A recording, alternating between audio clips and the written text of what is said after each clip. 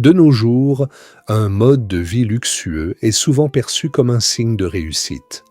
Pour paraître élégant, pour sembler riche, beaucoup sont prêts à tout pour accumuler des biens, voler, tromper, vendre des produits illicites.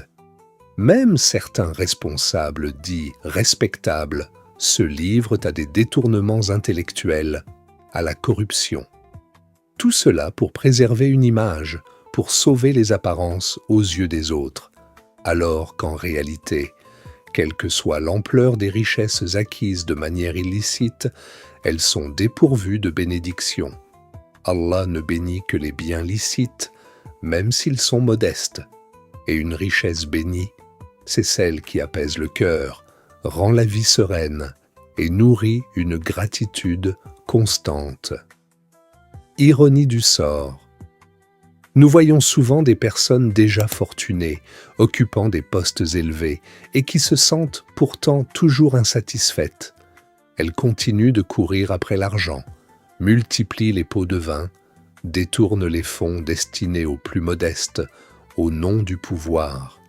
Elles sont rassasiées, mais jamais comblées. Car Allah ne déverse pas sa bénédiction sur leurs biens.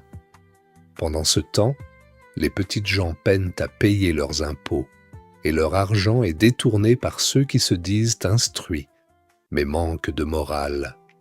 Le messager d'Allah, que la paix et le salut d'Allah soient sur lui, nous a pourtant avertis.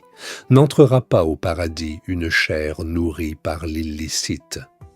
Et dans un autre hadith, Allah n'accepte pas l'aumône issue d'un vol ou d'un détournement.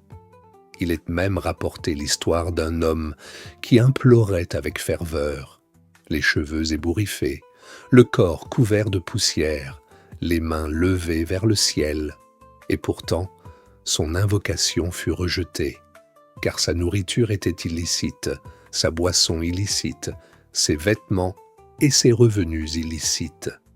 Comment son invocation aurait-elle pu être exaucée? Mon ami, en tant que musulmans, notre devoir est clair, rechercher une subsistance licite, même modeste, pourvu qu'elle soit bénie. Car une richesse bénie apaise, fortifie la famille et donne à la vie un sentiment de suffisance. Tandis que les biens illicites, même amassés en montagne, laisseront toujours un vide. Au fond, ce n'est pas l'abondance des richesses que nous recherchons, mais la bénédiction qui les accompagne.